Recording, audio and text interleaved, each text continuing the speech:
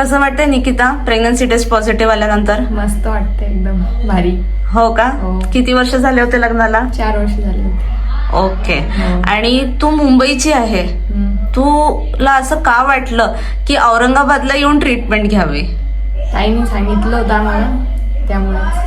Okay. कोणाला result आला होता असं काही का तुला मनात खात्री होती की नाही इथे आल्यावर रिझल्ट येईलच?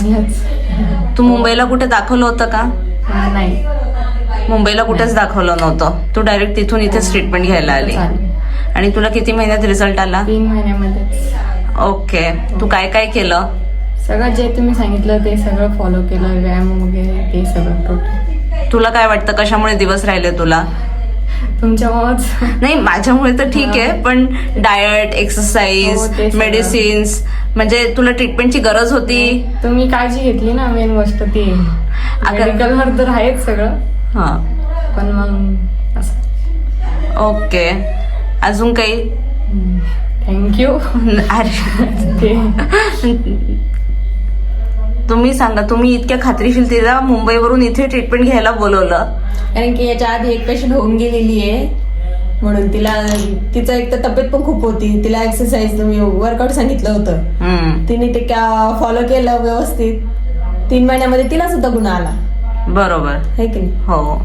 आणि तसं त्याच्यामुळे ज्यांना म्हटलं या तुम्ही पण निदान मॅडमची ट्रीटमेंट तरी घ्या, खूप छान ट्रीटमेंट आहे. फक्त तुम्ही जे जसे ते सांगतात तसे ते करा, व्यवस्थित होऊन जाईल. झालं, 3 महिन्यामध्ये गुन्हा आला.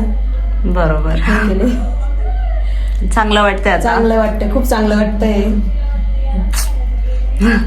चलो, थँक्यू. वेलकम. तुम्हाला तर आता जसं तुम्हाला निकिताने सांगितलं, ती मुंबईची आहे. ती मुंबईवरून औरंगाबादला आमच्याकडे ट्रीटमेंट घ्यायला येत होती. तर तिने मुंबईला पण खूप ठिकाणी ट्रीटमेंट घेतली, पण तिला काहीच फरक पडला नाही. तिचीच मैत्रीण आमच्याकडे औरंगाबादला प्रेग्नंट झाली. म्हणून मग तिच्या नंदेने तिला सांगितलं की तू पण मॅडमकडेच ट्रीटमेंट घे, तुला पण लवकरात लवकर जर कन्सीव्ह करायचं असेल तर मॅडमकडे एकदा येऊन भेट दे. ती आमच्याकडे आली आणि ती आमच्याकडे ट्रीटमेंट घेत होती. ती मुंबईवरून इथे यायची फक्त ट्रीटमेंट घेण्यासाठी.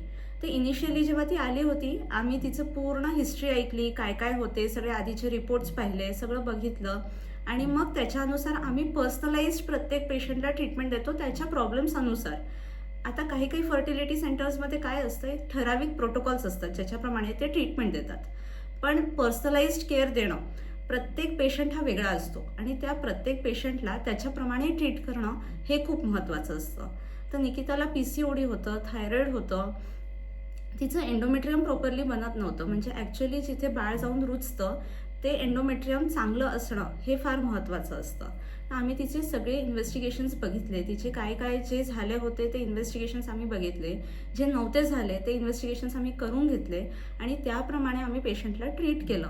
आणि ती जेव्हा आमच्याकडे यायची तेव्हा ती मुंबईवरून यायची, तर तिचे मध्ये खाण्यापिण्याचे पण खूप आभाळ व्हायचे. तर तिला आम्ही प्रॉपर तसं न्यूट्रिशियस डाएट घ्यायला सांगितलं, जे इझी टू मेक होतं. आणि तिची एक्सरसाइजचा पण लॉस नाही झाला पाहिजे, कारण की ती इतकं ट्रॅव्हलिंग करायची.